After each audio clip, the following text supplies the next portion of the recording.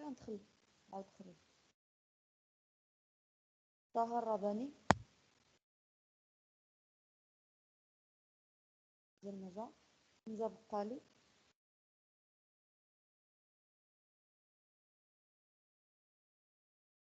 شقاقة أحمد.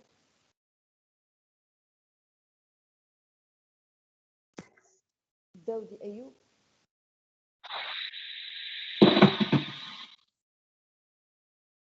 أحمد شقاقة أيوب داودي.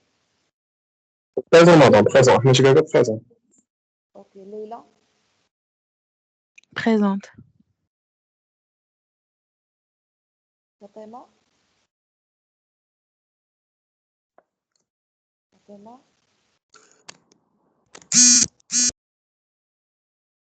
اوكي. هلا مستعري. مدام راه مكنسمعوكش مزيان. مدام قربي الميكرو شويه، راه الصوت بعيد. وراه حاطه في فمي الميكرون. وراه مدام مكنسمعوكش مزيان. وزيدوا الصوت من عندكم. شوفوا شنو ديروا. راه كاين راه ماشي حنا كاملين مدام عندنا مشكل. راه كلشي ماشي غير واحد، راه كلشي عنده نفس المشكل. حنا زايدين الصوت مدام. انا ما عندي ما ندير حيت خدامه بالبيسي ديال المدرسه.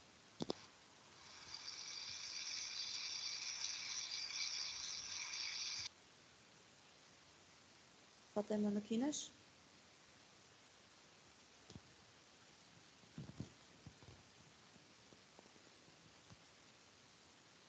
ما كايناش. اوكي.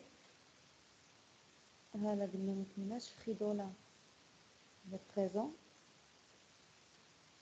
محمد بلاتي محمد ندمي بريزون. عصام راجل بريزون مدام. بريزون. عبد الرحيم بيادار بريزون. بريزون مدام.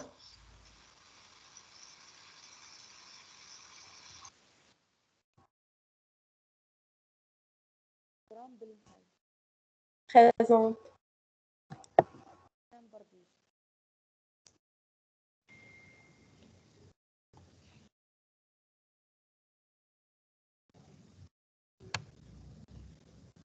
عصام Présent. مدام راه ما كيتسمع والو.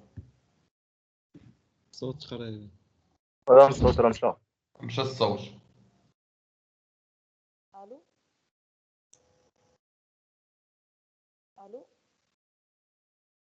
مدام راه ناقص بزاف. شوفي إلا كان ممكن تزيدي الصوت من سيمتها ولا شي حاجة. كلشي وما هو دابا راه ما كنسمعوك كاع شنو تتقولي. غير يا مدام ما تنسمعوا والو.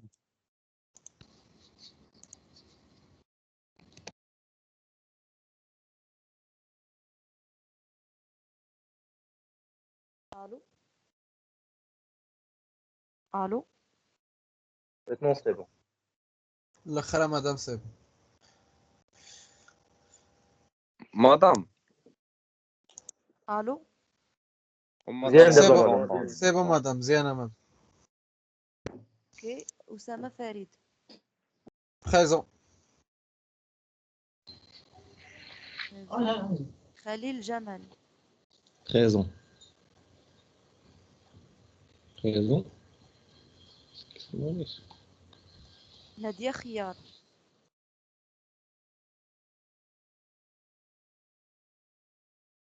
يوسف كنبير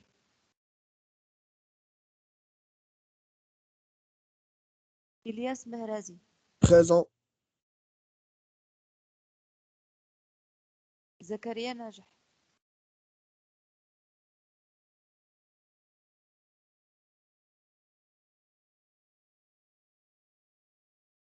خليل ولد سعيدة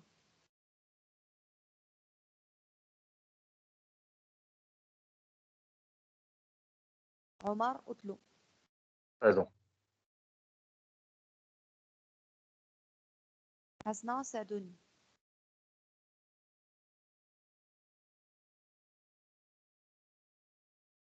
اوكي. خلاص درنا لا مدام. مدام عرب يعني طعام. غادي نعاود لا في الاخر غادي نعاود لابسونس.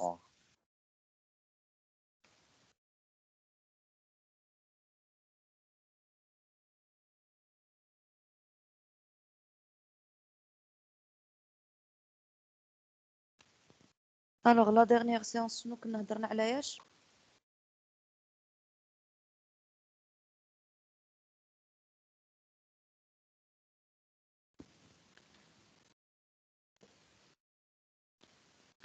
الوغ كنا هضرنا على لي فاز دو رياليزاسيون ديال ان بروجي دو باتيمون.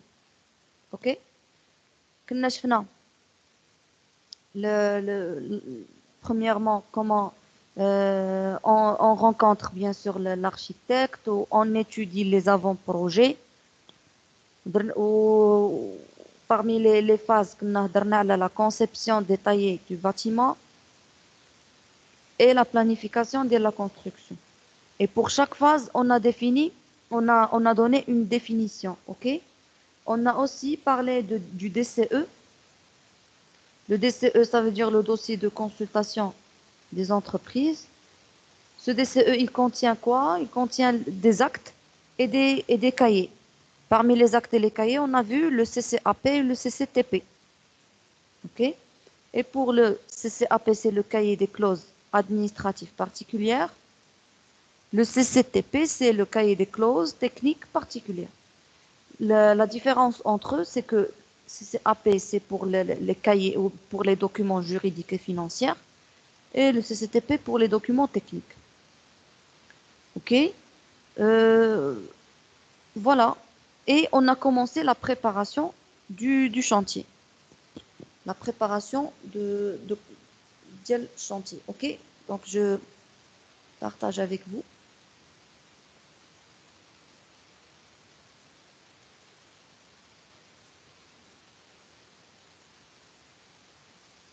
Voilà. Donc on a commencé la préparation de chantier. Donc, quelle est à votre avis la durée de la préparation de chantier?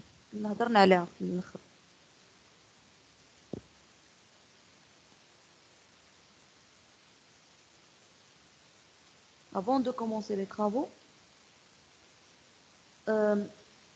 combien de jours ou bien combien de mois on consacre pour la préparation de chantier?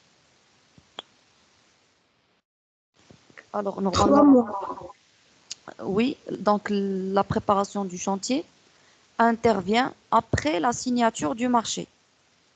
Ok, mais quand signe le marché, lorsqu'on signe le marché et le client commence à donner les contrats et à signer les contrats avec les intervenants, on consacre 2 ou 3 mois avant de commencer les travaux. 2 ou 3 mois pour préparer le chantier, d'accord?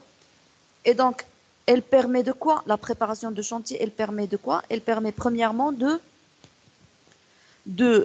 mettre ou bien de trouver les problèmes, de trouver plusieurs solutions de ces problèmes, de comparer ces solutions, d'accord? Et de choisir la meilleure qui respecte le compromis, coût, délai et qualité. Ensuite, elle permet aussi de livrer au chantier les matériels nécessaires, juste à temps, bien sûr. Ça veut dire que on peut calculer le temps de livraison et la durée de livraison des matériels et matériaux au chantier plus facilement, mais les candidats la préparation du chantier. Ok? Donc, on a dit que 2 ou 3 mois. Donc, 2 mois, c'est pour les marchés publics. Ok? Donc, le CCAP, c'est-à-dire le cahier des clauses administratives particulières, le CCAP, il indique 2 mois de période pour la préparation de chantier. Qu'est-ce qu'on a dit le CCAP? Le cahier qui regroupe l'ensemble des clauses juridiques et financières qui régissent l'exécution du marché. Pour le marché privé, la durée est de 3 mois. Ok? Voilà. Donc, pour la préparation de chantier, on doit respecter des étapes. ou bien des tâches qui sont les suivantes. Premièrement, on doit construire un planning type Gantt à partir de la méthode potentielle. Ça veut dire la méthode de Gantt. Est-ce que vous connaissez c'est quoi la méthode de Gantt?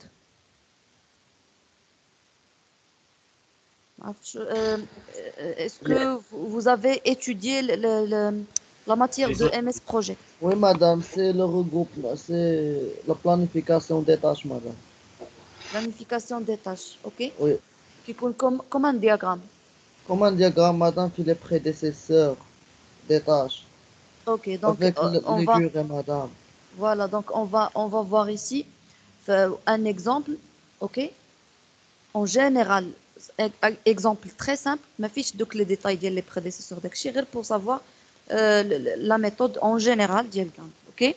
Donc la méthode de Gantt, elle détermine la meilleure manière de organiser ou bien de positionner les tâches dans un projet. Bien sûr, ces tâches, on doit les réaliser et exécuter sur une période déterminée.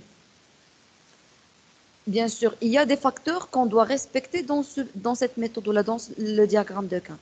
C'est premièrement, on doit avoir les durées de chaque tâche. C'est-à-dire chaque tâche à exécuter, on doit avoir sa durée. Ensuite, les contraintes d'antériorité entre les différentes tâches, ça veut dire les liens entre les différentes tâches. C'est-à-dire qu'on doit respecter les tâches premières, ensuite les tâches qui suivent et les délais à respecter. Les délais à respecter, on peut les avoir dans le diagramme de Gantt. Ok? Donc, pour présenter le diagramme de Gantt, on doit tout d'abord se fixer le projet à réaliser. Premièrement, on doit avoir ou bien définir les différentes tâches à réaliser dans le projet.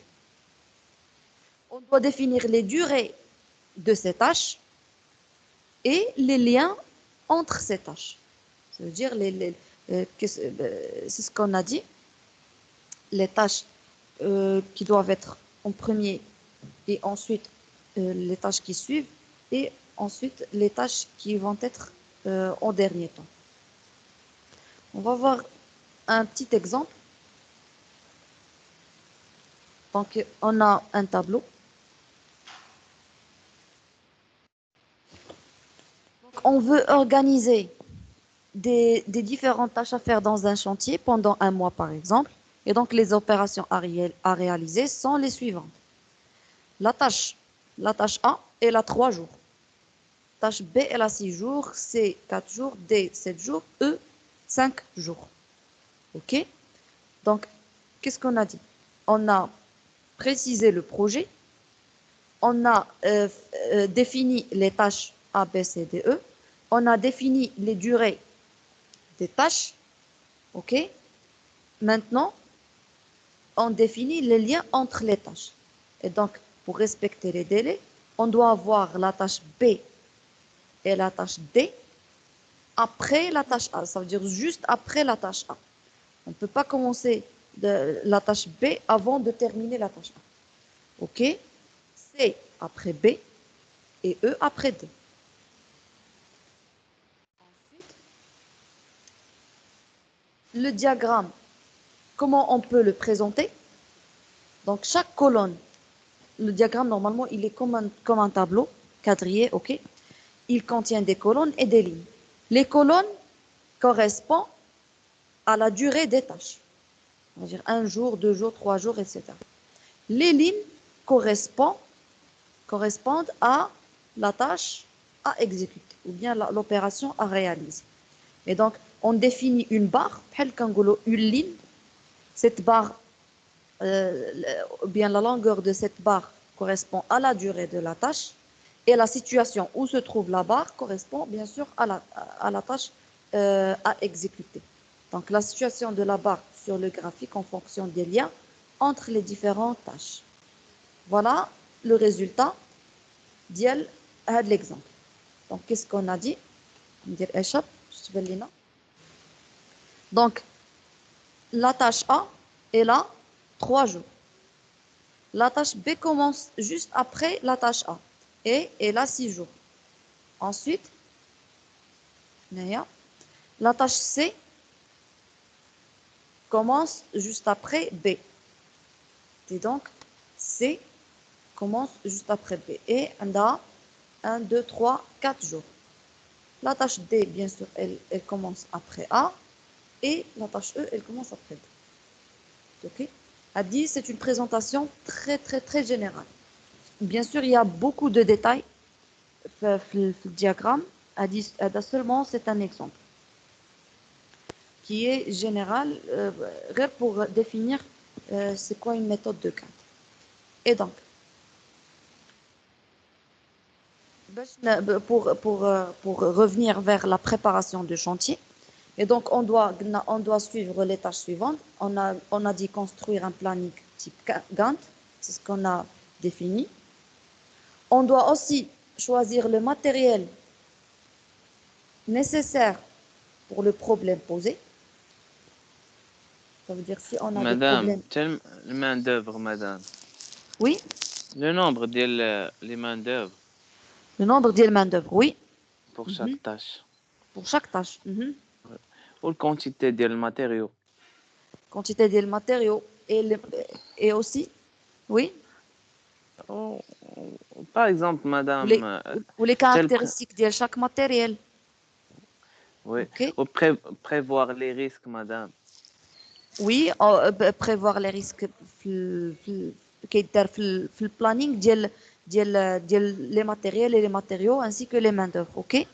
Donc, deuxième point, c'est préparer des matériels de coffrage et de sécurité. هادو حتى هما كيداروا في préparation des chantiers. Ensuite, on doit définir les caractéristiques des matériels, par exemple de levage comme la grue, de bétonnage comme bétonnière. بالنسبة les entreprises. Oui.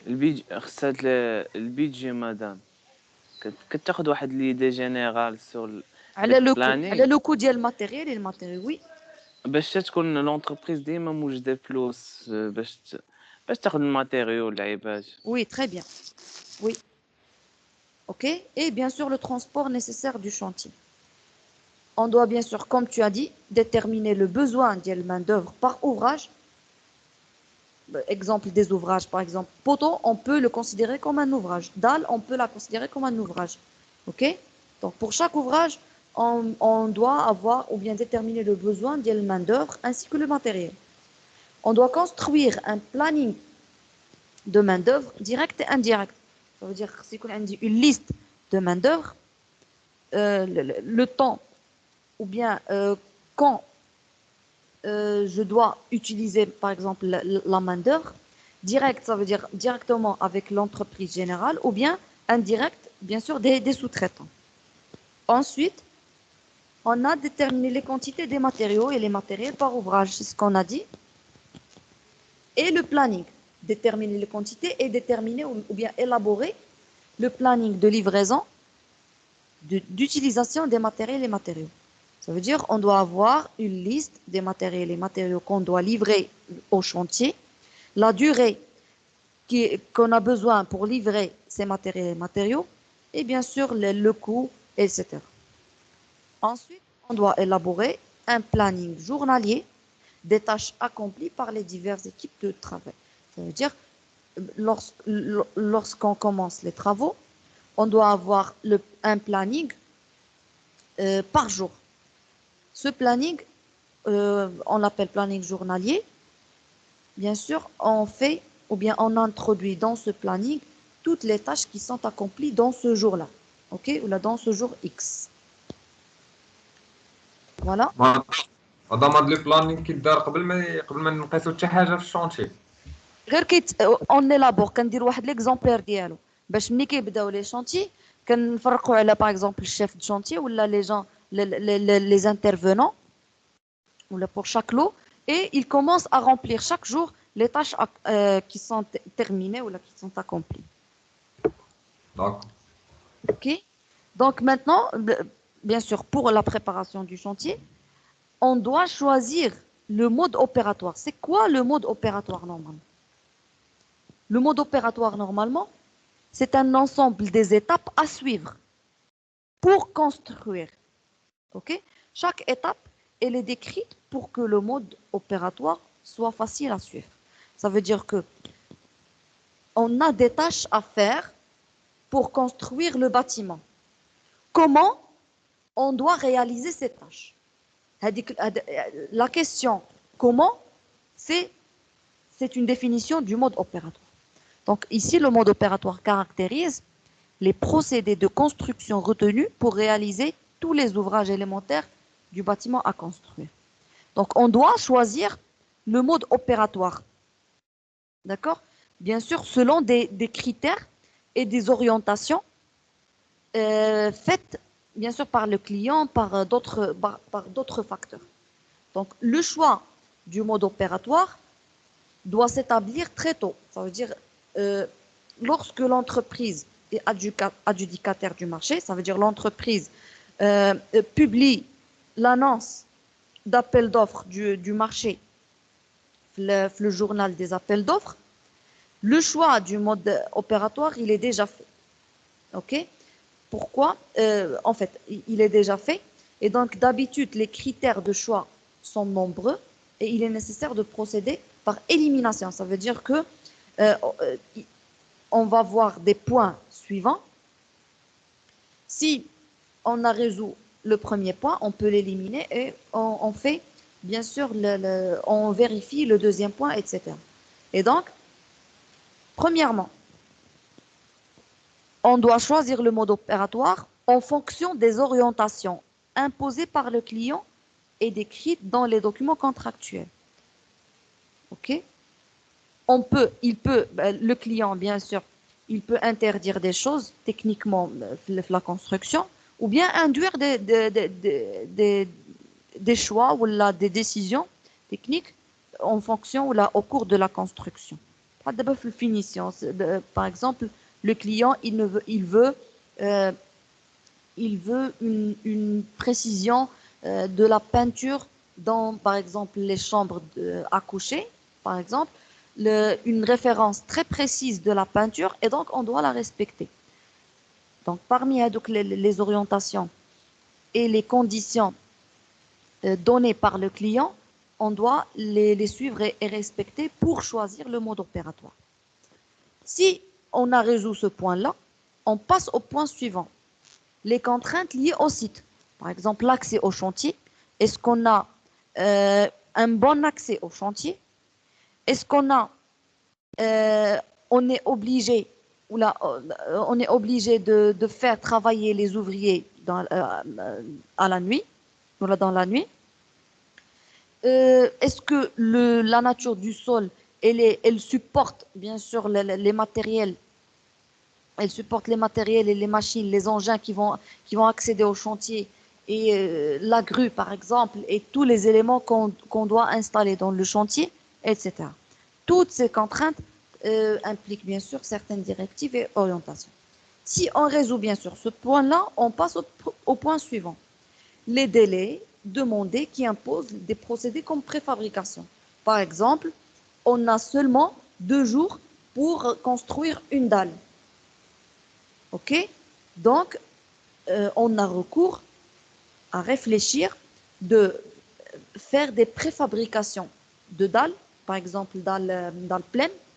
On la préfabrique avant la construction et on peut directement la livrer et la mettre directement dans la construction pour bien sûr respecter le délai de 2 jours. Ça, c'est juste un exemple. Si on résout ce problème-là ou ce point-là, on passe au point suivant. L'expérience, le savoir-faire des équipes d'exécution, bien sûr sur les procédés déjà utilisés, est facilement transportable. D'accord? Ici, si on a des équipes qui sont bien qualifiées, qui ont une grande expérience, on n'aura pas de problème comme, bien sûr, comme des équipes qui n'ont pas, bien sûr, une très grande expérience. Ça veut dire que ça influence dans le délai de construction. Donc, si on connaît l'expérience et le savoir-faire des équipes d'exécution, on peut choisir le mode opératoire qu'on peut suivre pour la préparation du chantier. Ensuite, on peut avoir le point suivant. Ça veut dire qu'on doit vérifier les matériels disponibles dans l'entreprise de construction. Si on n'a pas les matériels nécessaires disponibles dans l'entreprise, on réfléchit à faire des locations ou bien et la livraison, etc. Donc, c'est tout un planning de livraison des matériels. D'accord? Donc, ça implique aussi le choix du mode opératoire. Et enfin, la détermination du coût de réalisation. Donc, on doit savoir le coût de réalisation les ouvrages pour choisir le mode opératoire qui convient pour, bien sûr, commencer l'installation du chantier. OK? Et donc, pour choisir le mode opératoire, on doit suivre des étapes suivantes. Donc, il faut seulement retenir ces verbes. D'accord? Donc, premièrement, regardez ici, on va afficher toute la page. Ici, on a deux verbes, analyser et inventorier. Mais il y a d'autres verbes. OK? Donc, il faut seulement retenir les verbes pour, bien sûr, savoir toutes les étapes. Et donc, analyser quoi? Il faut, premièrement, analyser les pièces du dossier de marché tout en respectant les étapes suivantes. Il faut lire avec attention le CCTP. Le CCTP, c'est le cahier qui regroupe l'ensemble des clauses à caractère technique, comme les notes de calcul, comme les normes de construction. C'est le cahier des clauses techniques particulières. OK? Donc, on doit lire attentivement le CCTP. Ensuite, on doit décoder soigneusement tous les plans de projet établis par l'architecte. Décoder, ça veut dire comprendre directement. On doit comprendre et savoir lire les plans d'architecte. On doit mettre, bien sûr, on doit avoir une relation entre les documents des CCTP et les plans de définition des ouvrages. Ça veut dire que, par exemple, on peut avoir des plans de liste des poteaux, des listes de poutres, des listes de semelles, etc. OK? Les plans, on peut les mettre dans le CCTP. Bien sûr, on doit vérifier la possibilité de proposer au maître d'œuvre les variantes. Ça veut dire les choix au cours de construction. Ça veut dire il faut analyser est-ce qu'on peut proposer des choix, par exemple proposer des choix, une fenêtre en bois ou bien une fenêtre en aluminium, d'accord? Pour que le maître d'œuvre ou bien l'architecte choisit bien sûr la variante qui convient au projet. Et bien sûr à apprécier ou bien respecter les délais fixés par le planning des documents contractuels. Ça, c'est le verbe analyser. Donc, on doit premièrement analyser. Deuxièmement, on doit inventorier les disponibilités en matériel. Ça veut dire qu'on doit dénombrer les matériels et la main-d'œuvre productive dans l'entreprise. D'accord? Et donc, il est nécessaire de analyser le carnet des commandes travaux de l'entreprise. C'est quoi le carnet des commandes travaux de l'entreprise?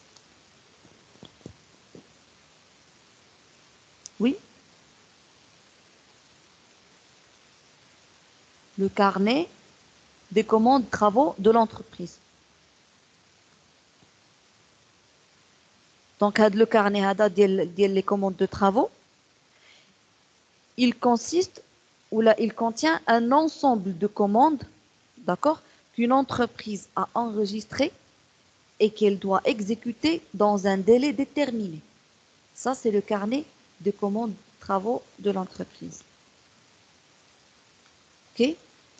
On consulte ou bien on analyse le service matériel, ça veut dire la partie qui est chargée de la gestion et du maintien des matériels, et on précise les possibilités d'utilisation des personnels et des matériels. Ça veut dire où et quand on va utiliser les matériels. Le verbe suivant, donc on a dit analyser, inventorier, ensuite étudier. Donc étudier quoi? Étudier les méthodes possibles d'exécution, les méthodes, techniquement bien sûr, on parle techniquement, les méthodes possibles d'exécution et selon la complexité du projet. On peut bien sûr être amené à consulter des bureaux d'études techniques spécialisés. Des bureaux d'études ou là, des bureaux de méthode. Puis des bureaux, on peut avoir des bureaux de méthode, d'accord? Bien sûr dans le secteur du bâtiment. Le bureau du méthode, bien sûr, c'est une entité qui fait le lien entre les études de conception et la réalisation des ouvrages. On prend les études, ou bien les plans d'exécution et les études d'exécution, et ils nous donnent les méthodes, comment on peut exécuter l'ouvrage. Ok? L'objectif des bureaux de méthode, c'est de définir tout le processus bien sûr, de production afin d'améliorer la production, la productivité de la construction et l'exécution des travaux de projet. Ok? Donc, il est amené à travailler avec tous les métiers, tous les intervenants du chantier, pour leur expliquer comment on réalise ou comment exécuter les travaux. Ok? Et donc, on a dit, les bureaux de méthode, ils contribuent sans service méthode travaux afin bien sûr de résoudre techniquement tous les problèmes envisagés. Les problèmes qu'on rencontre au cours de l'exécution, les bureaux de méthode, ils peuvent nous résoudre ces problèmes-là. Ça, c'est étudier. On a dit analyser, inventorier, étudier et ensuite consulter et négocier avec les sous-traitants et les fournisseurs de matériel et matériaux. Et dans ce cas, il est souhaitable de lancer des appels à la concurrence, ça veut dire qu'il est souhaitable de relancer des appels d'offres pour choisir les sous-traitants qui sont nécessaires, qui sont capables à faire des tâches précises et les fournisseurs qui sont capables à livrer les matériaux et les matériels nécessaires pour le chantier. D'accord? Bien sûr, les fournisseurs et les sous-traitants présentent le plus d'intérêt pour l'entreprise. Donc, l'entreprise qui fait, bien sûr, l'appel d'offres, un petit appel d'offres, les sous-traitants et les fournisseurs. Ensuite, analyser, inventorier, étudier, consulter, évaluer. Évaluer le coût de revient de chaque méthode et de chaque solution envisagée. Bien sûr, on a un coût à avoir pour, bien sûr, les méthodes possibles d'exécution et les solutions qu'on trouve pour l'exécution. Parce qu'à partir des méthodes de construction retenues, il est nécessaire de chiffrer le coût de chacune d'entre elles. Il est nécessaire d'avoir ou bien de savoir le coût de chaque méthode ou bien de chaque solution qu'on a envisagée pour tel problème, etc. Bien sûr, en calculant les valeurs en déboursé sec. C'est quoi le déboursé sec? Valeur de déboursé sec.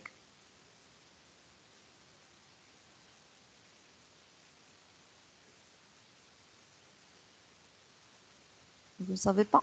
هو الكو باش تقام علينا واش الكو اللي تقام علينا مدام البرودوي بلا داك لا مارج بينيفيسيير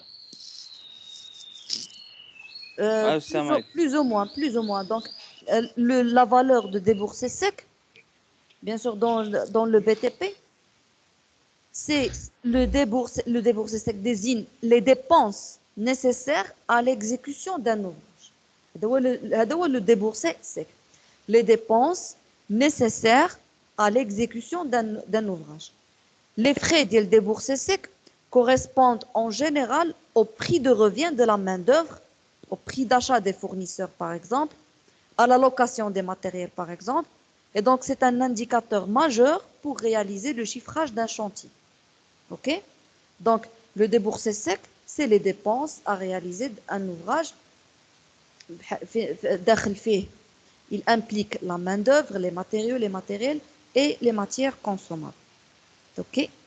Donc, on a dit les étapes de choix du mode analyser, inventorier, étudier, consulter, évaluer, ensuite établir. Établir quoi? Le bilan comparatif, bien sûr, des méthodes d'exécution et vérifier la faisabilité globale et la comptabilité entre les solutions retenues pour réaliser chaque ouvrage élémentaire. Donc, les ouvrages élémentaires comme les acrotères, les poteaux, les poutres, les prédales, etc. Donc, on doit, pour réaliser chaque ouvrage élémentaire, on doit suivre une méthode pour la réaliser. D'accord? Bien sûr, on a beaucoup de solutions à choisir pour la méthode d'exécution d'un ouvrage élémentaire et on doit choisir, bien sûr, la plus meilleure tout en comptabilisant entre les solutions retenues. OK? Donc, on a dit analyser, inventorier, étudier, consulter, évaluer. Et enfin, on doit choisir le mode constructif. On doit choisir le mode constructif. Par exemple, il faut choisir une des variantes suivantes. Par exemple, mur porteur avec isolation intérieure, comme vous voyez cette image, isolation intérieure, ou bien mur porteur avec isolation extérieure. Voilà, comme vous voyez ici, l'isolation, elle est à l'extérieur. Ou bien mur à isolation répartie, on a des briques et plusieurs couches d'isolation. Et mur à ossature avec remplissage isolant. Il y en a qui ont des cloisons en bois, on peut ajouter des bâtons en aluminium et on peut ajouter plusieurs couches d'isolation. Donc, ici, le mode constructif, ça veut dire on a beaucoup de choix et on doit choisir parmi, par exemple, ces quatre choix, le meilleur choix ou bien la meilleure solution à retenir. OK? Donc, le mode constructif à mettre en œuvre et lorsque le choix du mode constructif est définitivement arrêté. Ça veut dire, lorsqu'on choisit, on termine le choix ou bien on a décidé définitivement, par exemple, isolation intérieure, on peut faire établir les plans d'exécution d'ouvrage, PEO, par bien sûr les BET. Les plans d'exécution d'ouvrage sont les plans les ouvrages. Bien sûr, qui sont établis par les bureaux d'études et lancer les commandes en matériaux et immatériels. Bien sûr, on les lance vers les fournisseurs pour savoir le temps de livraison, le coût, etc. OK? Donc voilà, voici les étapes du choix du mode opératoire. Donc, il faut seulement retenir les verbes qu'on a dit, analyser les pièces des documents, OK? Dénombrer ou bien inventorier les disponibilités de matériel de main-d'œuvre, étudier les méthodes de construction, OK? Consulter les sous-traitants et les fournisseurs, évaluer le coût de déboursé sec du chantier, établir le bilan comparatif, ça veut dire pour comparer entre les solutions, et choisir le mode constructif ou bien choisir la solution définitive. Voici les étapes du choix du mode opératoire. Ok, donc on passe maintenant vers la planification des travaux. On va dire la définition du planning ou le diagramme de planning des tâches.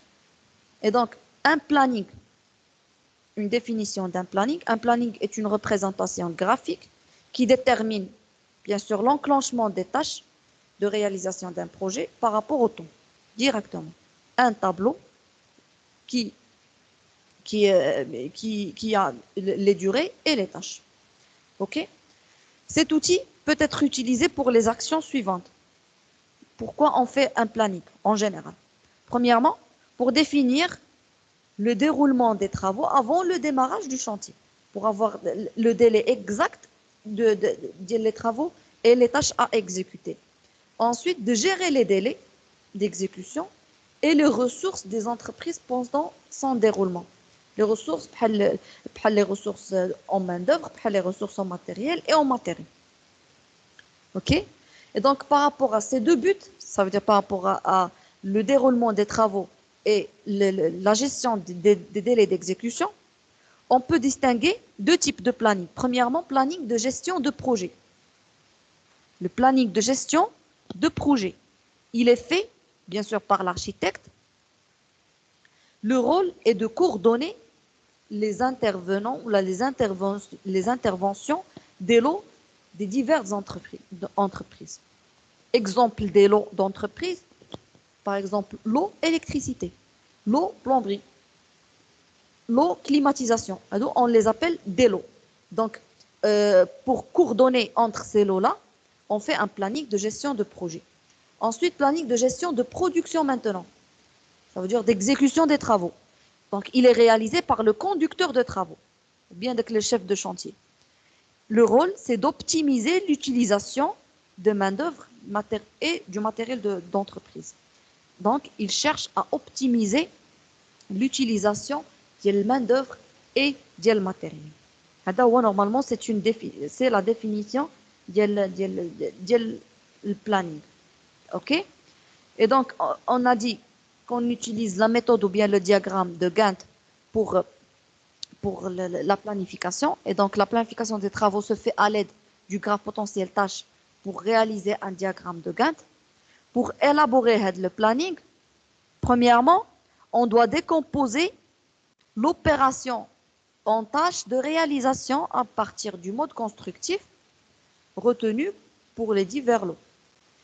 À partir aussi des avant-métrés, ok, et le dénombrement des diverses tâches. Ça veut dire, en général, décomposer les tâches.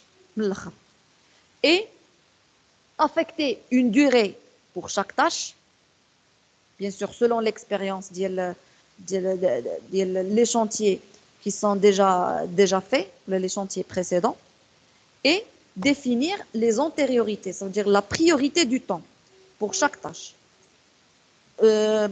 Autrement dit, les liens entre les tâches qui sont établis à partir de l'expérience du coordinateur, ou bien du chef de chantier. Ok? Donc voilà, mais هذا زايد فيه l'effectif, donc diagramme de Gantt avec effectif. Donc les tâches, on a de A jusqu'à J, durée 5 jours, 4 jours, etc. Les tâches précédentes ici, par exemple, A, elle n'a pas une tâche précédente, donc elle commence, elle est la première. B aussi, elle est la première. Et bien sûr, ici, on a les tâches précédentes pour C jusqu'à J. L'effectif, ça veut dire le nombre de main-d'œuvre qui travaillent pour exécuter la tâche A, par exemple. Ok. On peut avoir aussi un autre type de diagramme de Gantt, mais à partir de métré maintenant. L'avant-métré. L'avant-métré, il nous donne ici, par exemple, la tâche A. Elle s'appelle l'implantation. Ok. L'unité, elle est forfaitaire, ça veut dire pas d'unité. La quantité, par exemple, implantation, on a une seule quantité. Les tâches précédentes, pas de tâches précédentes. Le temps unitaire, c'est 72 heures. Et les contraintes, ça veut dire les contraintes. بحالاش les contraintes? Oui.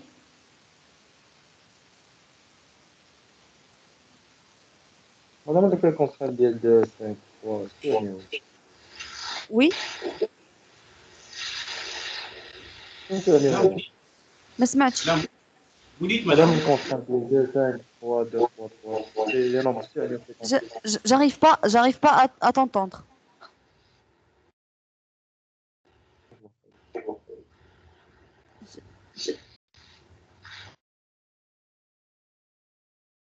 Oui, مدام كتسمعني دابا؟ oui, كنسمعك دابا. Oui. شنو هما لي contraintes؟ مدام دوك مدام ما فهمتش دوك لي نيميرو اللي دايرين في لي كونطرون. سي 5 3 واش ما عندناش ماشي مونسيوني زعما في الطابلو. سمعتش. مدام قال لك لي نيميرو اللي كاينين في لو طابلو في لي كونترانت لاش ديالاش. جوستومون انا كنسولكم بعدا شنو هما لي contraintes. لي كونترانت كون بو رونكونتري مدام بحال مثلا لا بلوي في وقت ديال الكولاج ولا. اوكي الا كانت لا بلوي plus le sol il est argileux. Donc on a deux contraintes. هادوك هما لي نيميرو ديالهم. اوكي. Oui, madame, mais on a plusieurs numéros. Oui. بحال دابا اشنو قلت لك انا دابا. Si La par pluie ou exemple laquelle on le a sol rencontré argileux. si par exemple on a rencontré de la pluie plus on a un autre problème, c'est que le sol il est argileux. Donc on a ici deux problèmes. Ça veut dire on a deux contraintes. Ça veut dire par exemple dans la tâche B ici deux contraintes. OK? Donc C'est le nombre de contraintes. Oui. D'accord. OK? Donc voilà. Et pour le béton de propreté, les 5 contraintes on peut rencontrer. Ouais, je sais pas, يقدروا يكونوا beaucoup de problèmes, il a beaucoup de contraintes. D'accord. Et le sol argileux, en quoi il peut être une contrainte? وراه غيزلقك ما غاديش يقدروا يمشيو لي زونجان مزيان بزاف د الحوايج. الغيس غادي يولي فريمون مغيس. داكور. الا تجمعوا بجوج الا كان غير بوحدو ماشي مشكل. المهم على حساب زعما الا كان عندنا غير ان سول ارجيلو ولكن ما كاينش لا بلوي واش تا هو مشكل؟ لا الا ما كانش مشكل في ليكزيكسيون ما كيتعتبرش مشكل. داكور. OK. Donc pour maintenant on passe vers l'installation maintenant du chantier. OK. Et donc je lis le paragraphe. Donc l'installation en fin de chantier des bureaux, des vestiaires, l'installation de chantier, normalement, on doit considérer l'installation des bureaux, ok, les bureaux de réunion, par exemple, les bureaux des ingénieurs, des conducteurs de travaux, les vestiaires, les sanitaires, les abris pour les matériaux et les matériels, etc., ainsi que des engins et du matériel nécessaire à l'exécution. Ils sont nécessaires pour l'installation du chantier. Ensuite, l'installation du chantier comprend également les opérations de transmission de la garde des ouvrages exécutés par les intervenants précédents. Ça veut dire quoi? Chaque réunion de chantier, on fait un PV, un procédé verbal de réception de l'état de surface, par exemple des sols supports. C'est seulement un exemple. PV par exemple de réception le coulage du béton, les dalles, etc. Donc, la garde des ouvrages exécutés. Ok, la garde des ouvrages exécutés. On fait, bien sûr, on écrit. On doit écrire. On doit enregistrer et écrire le chantier. L'installation du chantier est généralement rémunérée pour 2/3 à la fin de l'installation dans le respect des prescriptions du CCTP. On a dit CCTP ou le cahier les prescriptions techniques. Donc, la fin de l'installation, le coût de l'installation du chantier, il est rémunéré à 2/3. OK? Alors, pour installer un chantier, donc on doit avoir un plan d'installation de chantier, PIC. C'est quoi un plan d'installation de chantier? Madame, c'est un plan qui renseigne sur l'emplacement de chaque matériel ou emplacement de tous les outils pour la construction. Très bien. Très bien. Madame, l'emplacement des bureaux, de la grue aussi. Ok, très bien. Donc, كناخذوا بعدا واحد لو بلان قبل من هذا لو بلان d'installation. on utilise un plan. Ce plan-là, on l'appelle plan masse. Plan masse. C'est comme le plan qu'on trouve dans le Google Maps ou là, dans les localisations. Donc, on l'appelle un plan masse. OK? Donc, on utilise le plan masse pour établir le PIC. Donc, un plan d'installation de chantier, PIC, est généralement établi à partir d'un plan masse et définit les matériels, bien sûr fixes, qui vont être fixes et nécessaires pour la réalisation des ouvrages et les cantonnements. شنو هما les cantonnements هما دوك بحال الكونتونيرات فهمتي شفتوهم هما في l'image pour bien sûr accueillir le personnel du chantier et il sert à obtenir quoi? Avec le plan d'installation de chantier, il sert à obtenir les autorisations d'installation des grues, ok? Les autorisations de, bien sûr, le survol des grues, dès que la flèche de grue sur les terrains ou les bâtiments voisins, des travaux bien sûr, de travaux sur la voie publique, etc. Donc, on doit avoir donc les autorisations. Émanant des services, bien sûr, techniques, des mairies et des préfectures de police. علاش كناخذوهم كناخذوا الرخصة ديال l'utilisation de la grue, bien sûr, من les mairies et les préfectures de police. On doit avoir aussi les autorisations d'installer le chantier suivant les règles d'hygiène et de sécurité des services d'inspection du travail. Okay? Donc, il est très nécessaire d'avoir ces autorisations avant de commencer l'installation du chantier. Madame, tu as les accès. Oui, tu as les accès. Tout ce qui a besoin des autorisations, on doit avoir l'installation du chantier. Voici un exemple de l'installation du chantier. Donc, si vous remarquez ici, le contenu du plan d'installation de chantier, le flux de véhicules, par exemple, zone de livraison, il y a la zone de livraison, l'entrée ou bien l'accès au chantier, la zone de retournement, qui fait, bien sûr, donc les engins, ils peuvent retourner vers la sortie du chantier. Les cantonnements, bien sûr, où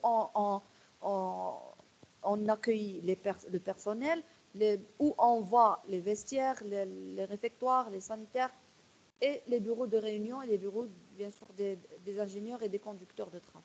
OK? Excusez-moi, 1 minute et je reviens.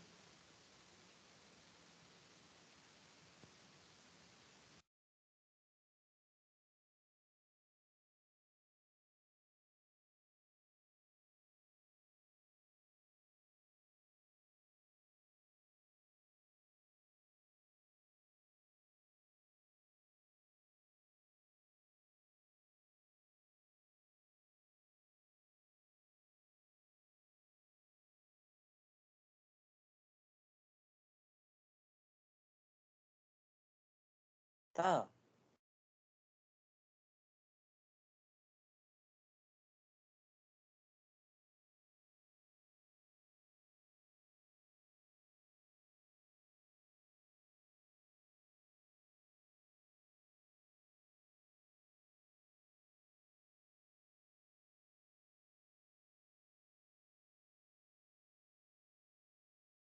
Allô? Oui, madame, on vous entend. Alors, je m'excuse, la direction ما يسحبش ليها راه عندي كور وقالت لك خصنا عندنا une réunion.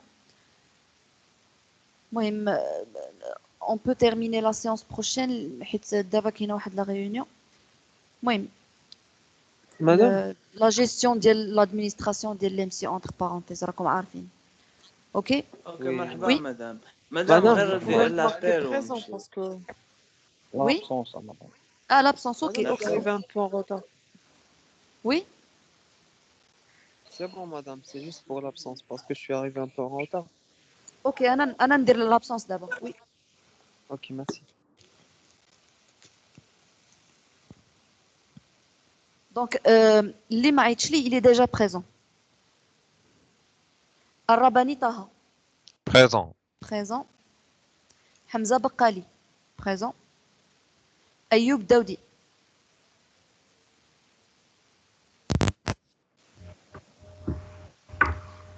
Fatima Harkash.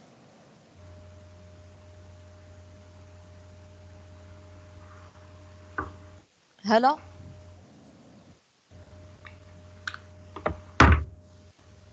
Ouais. Hicham Bordij. Pourquoi? Youssef Kounbir.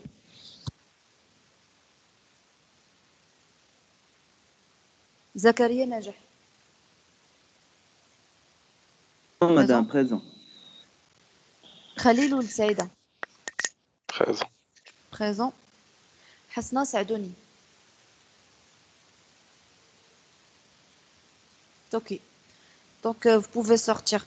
غير عافاك عيطوا لهاد لي جون راه يقدروا يكونوا دخلوا وعاوتاني يخرجوا. اوكي. وي. كما عيطتي لي واخا. السميه ديالك؟ نادمي محمد. نادمي محمد كنتي بريزون. اوكي. صافي داك. عيط لك. انا مدام مهدي عامر. امل بريزون وي.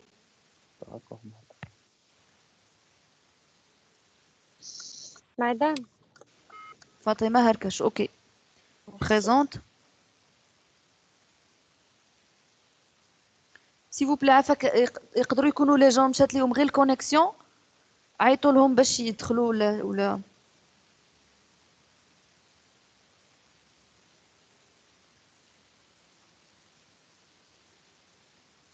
حمزة بقالي حمزة déjà présent. OK. Donc les absents هما أيوب داودي هالة هشام برديج يوسف كونبير et حسنة سعدوني.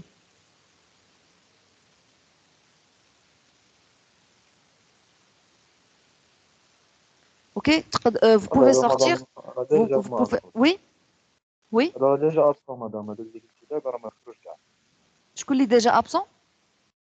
هادو اللي قلتي دابا مدام هاد الأربعة هادو. كانوا déjà absent. OK. OK, ça. Allez, donc à la prochaine fois, Inch'Allah.